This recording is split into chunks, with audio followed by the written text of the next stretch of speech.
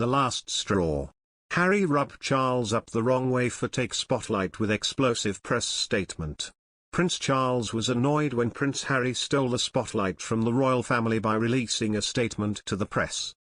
Prince Charles' 2016 Oman tour was overshadowed by Prince Harry when he released a statement to the press in defense of Meghan Markle.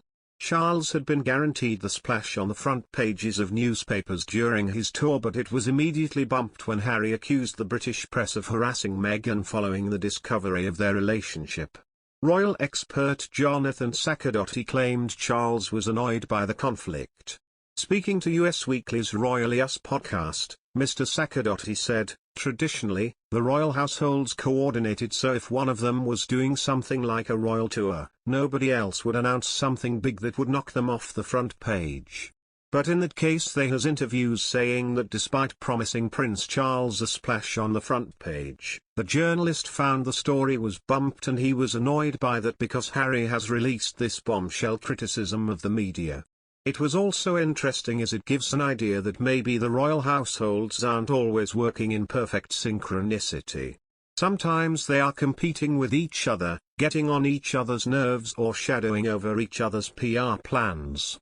It comes as a private investigator has apologized for targeting the phone of a former girlfriend of the Duke of Sussex and admitted he helped rob him of his teenage years. Gavin Burrows told the BBC there had been a ruthless culture in parts of the media in the early 2000s, when he said Chelsea Davies' phone had been under surveillance. He told a BBC documentary called The Princes and the Press there was a much greater interest in Harry than his brother, the Duke of Cambridge, when he began working for the now-defunct News of the World in 2000.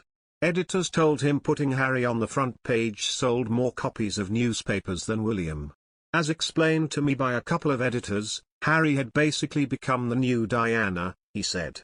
The BBC says Mr. Burrows is a witness in legal cases against the News of the World and The Sun, but that his claims are yet to be tested in court and are strongly disputed.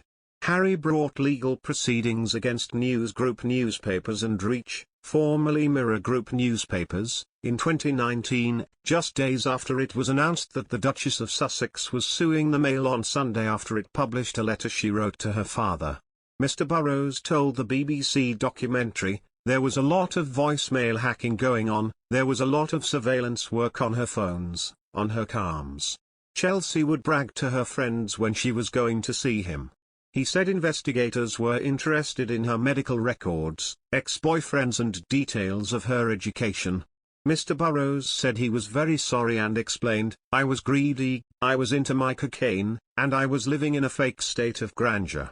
He added there was a ruthless culture in the media, saying, "They've got no morals, they absolutely have got no morals." Prince Harry has also managed to blow Prince Charles out of the water with his speech on media protocols regarding Meghan Markle coverage. The emotional downfall of his clapback against this move has been analysed by royal author Robert Jobson. During his interview with the Sunday Express, he was quoted saying, "When you're on a trip, say with the Prince of Wales in the Middle East, and all of your negotiations for a week to get the chat with the Prince of Wales, to say we guarantee you the splash. If it all goes out the window because Harry releases this big statement about the press, and about their treatment of Meghan, was outrageous.